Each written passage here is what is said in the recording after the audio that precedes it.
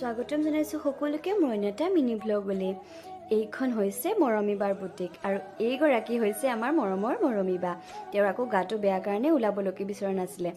আৰু এই বুটিকখন আছে মৰিগাঁও বগা হাজৰিকা পথত। আপোনালোকে যদি অৰ্ডাৰ কৰিব বিচাৰে তেনেহ'লে মই ভাবিছোঁ মোৰ এই ভিডিঅ'টো চোৱাৰ পাছত নিশ্চয় অৰ্ডাৰ কৰিব। এই কাপোৰকেইযোৰ মই টানি টানি উলিয়াই লৈ আহিছোঁ। ইমানেই ধুনীয়া ডিজাইনবোৰ দেখিছেনে বাৰু? পিয়ৰ পাটৰ পৰা আদি কৰি সকলোবোৰ উপলব্ধ হৈ আছে। আৰু এই কেইযোৰ হৈছে পিয়ৰ কটন। ডিজাইনবোৰ চাই মনটো খুব ভাল লাগে, লওঁ লওঁৱে লাগি গৈছে। আৰু এইফালে মই কাপোৰবোৰ চুই চাইছোঁ। এই যে বগা কাপোৰযোৰ দেখিছে পিয়ৰ কটনত ইমান ধুনীয়াকৈ ডিজাইন কৰিছে বাই।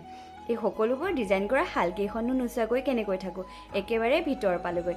ইয়াতে শিপিনীসকলে ধুনীয়াকৈ কাপোৰবোৰ বৈ থাকে।